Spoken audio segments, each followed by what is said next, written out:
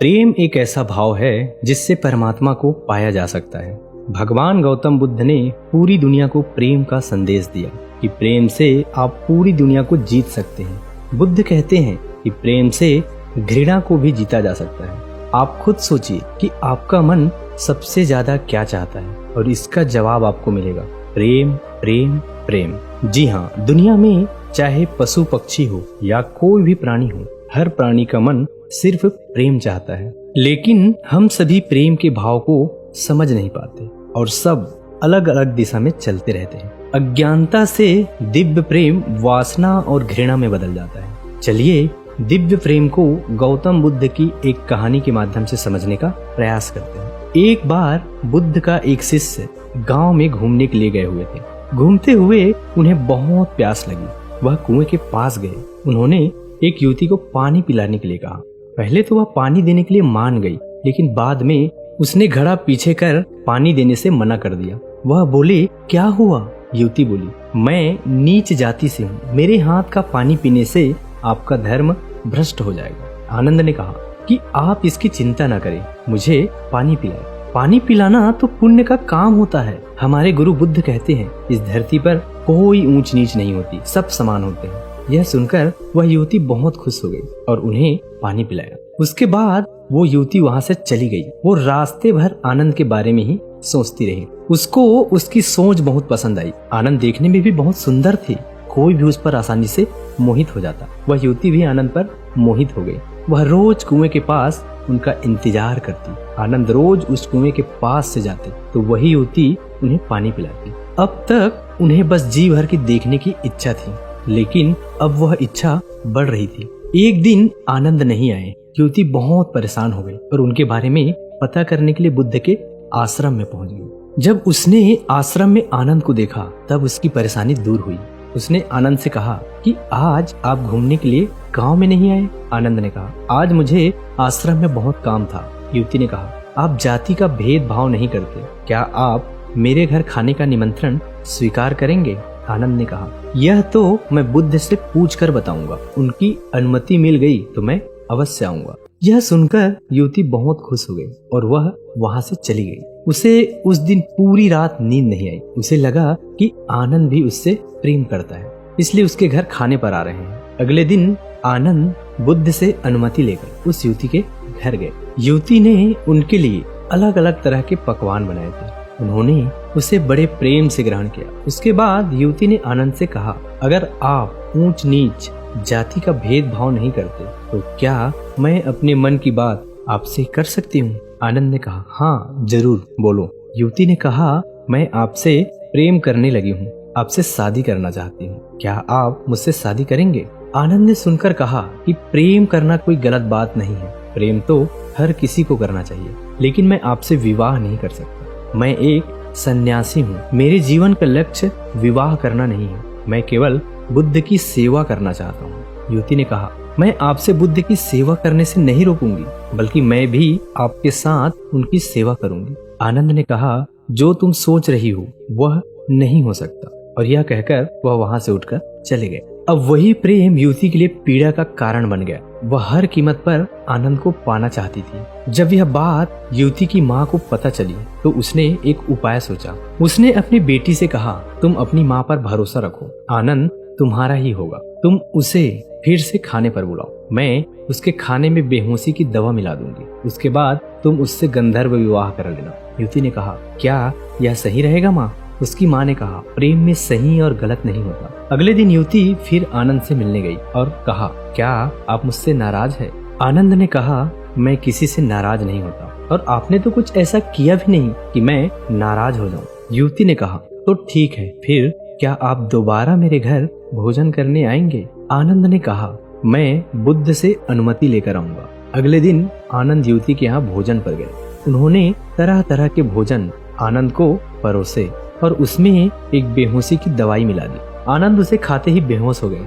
युवती की माता ने कहा, जाओ अब तुम गंधर्व विवाह कर लो, मुझे यह ठीक नहीं लग रहा माँ। युवती की माँ कहती है, अरे सही गलत सोचोगी तो आनंद कभी नहीं मिलेगा। युवती अंदर गई और तैयार होकर बाहर आई। जैसे ही वह वरमाला लेकर आनंद के पास आई, उतने में ही आनंद की बेहोशी टूट गई। और युवती को अपने समीप वरमाला के साथ देखा। युवती भी आनंद को इस तरह देखकर घबरा गई। आनंद ने युवती को खुद से दूर किया और बिना कुछ कहे वहाँ से उठकर चले गए। युवती कुछ भी नहीं कह पाई। उसने अपनी माँ से कहा, आपके कारण मेरे से वह दूर हो गए। मैं खुद को पापी समझ रही हूँ। मुझे ऐसा नहीं करना चाहिए था। मैंने बहुत बड़ा पाप कर दिया। अब तक तो वो मेरे हाथ से पानी तो पीते थे, लेकिन अब तो मेरा चेहरा तक नहीं देखेंगे। वह पूरी रात इसी पीड़ा में रही और सोचती रही, दुख मनाती रही। अगले दिन सुबह होते ही वह बुद्ध के आश्रम में पहुंच गई और बुद्ध से कहा कि मुझसे बहुत बड़ा पाप हो गया, आप मुझे उस पाप की सजा दें। बुद्ध मुस्कुराकर बोले, मुझे आनंद ने तुम्हारे बारे में बताया, तुमने कोई पाप नहीं किया है, तुमने तो प्रेम किया है। युवती बोली, लेकिन आनंद मुझसे प्रेम नहीं करते, अब तो मुझसे घृणा करेंगे। बुद्ध ने कहा, आनंद तुमसे घृणा नहीं करता, वह किसी से घृणा नहीं करता, वह तो बस प्रेम करता है। और वह तुमसे भी प्रेम करता है, वह सबसे प्रेम करता है। तुमने अभी प्रेम की वास्तविकता को समझा ही नहीं। जो प्रेम करुणा लाए, आसपास शांति लाए, वही सच्चा और दिव्य प्रेम होता है। ऐसा प्रेम कभी खत्म नहीं होता। इसके विपरीत जो प्रेम क्रोध, लालच, क्रूरता को लेकर आए, स्वतंत्रता का हनन करे, मन में पीड़ा और अशांति लेकर आए, गलत काम कराए, इसे प्रेम नहीं कहते, उसे वासना कहते हैं। आनंद में आज भी शांति है, वह आज भी आनंदित है। वह तुमसे मिलकर पहले जितना खुश था, आज भी उतना ही खुश है। वह तुमसे जितना प्रेम करता था, आज भी उतना ही करता है। उसके मन में कोई पीड़ा नहीं है, वह किसी पाप भाव से ग्रसित भी नहीं है। उसका प्रेम वास्तविक है। इसके विपरीत तुम खुद को देखो, क्या तुम आनंदित हो? क्या तुम्हारे मन में शांति है? क्या तुम्हारे प्रेम ने तुमसे कोई गलत काम नहीं कराया? पहले तुम कितनी खुश थी, आज देखो तुम कितनी पीड़ा में हो। तब तुम कैसे कह सकती हो कि तुम प्रेम करती हो? वह युवती गौतम बुद्ध के चरणों में गिरकर बोली, मुझे क्षमा करें, आप सही कहते हैं, मैं प्रेम को समझ ही नहीं पाई। आप मुझे भी अपने संग में शामिल कर ले। मैं भी वास्तविक प्रेम को जानना चाहती हूँ। दोस्तों, हम सभी प्रेम करते हैं। माता पिता, भाई बहन, पति पत्नी, दोस्त, प्रेमी प्रेमिका, सभी को प्रेम चाहिए। लेकिन क्या हम जिस प्रेम के पीछे भागते हैं उसे समझते भी हैं? वास्तव में जिसे हम प्रेम समझ बैठे हैं, वासना के अलावा कुछ भी नहीं है। अगर आपका प्रेम स्वार्थ की तरफ धकेल रहा है तो आप समझ जाना कि आप प्रेम नहीं करते, यह आपका कोई निजी स्वार्थ है जिसके कारण आप प्रेम का ढोंग कर रहे हैं। वास्तविक प्रेम लेना नहीं, देना सिखाता है, और उसे देने में हमेशा सकारात्मक ऊर्जा का अनुभव होगा।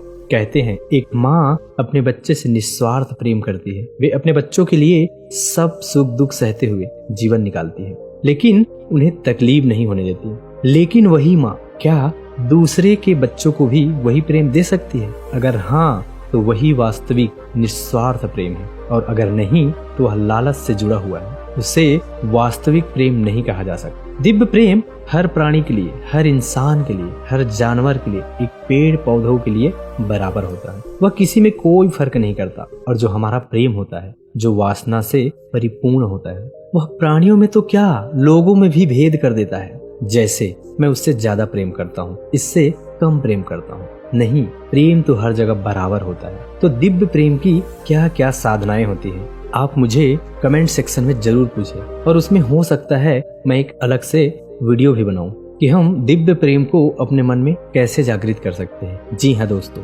इसकी भी साधनाएं होती है, और साधना के माध्यम से दिव्य प्रेम अपने मन में जगा सकते हैं। अगर यह कथा आपको थोड़ी सी भी ज्ञानवर्धक लगी तो इसे अपने सगे संबंधियों, दोस्तों, मित्रों के साथ शेयर जरूर करें, और ऐसे ही कहानियां सुनने के लिए हमारे चैनल को सब्सक्राइब जरूर कर दीजिए और नोटिफिकेशन बेल को दबा दीजिए, ताकि जब भी हम कोई नई कहानी, कथा डाले तो सबसे पहले आपके पास पहुंच जाए। तो मिलते हैं फिर एक नई कहानी के साथ। तब तक के लिए अपना ध्यान रखिए। धन्यवाद। नमो बुद्धाय।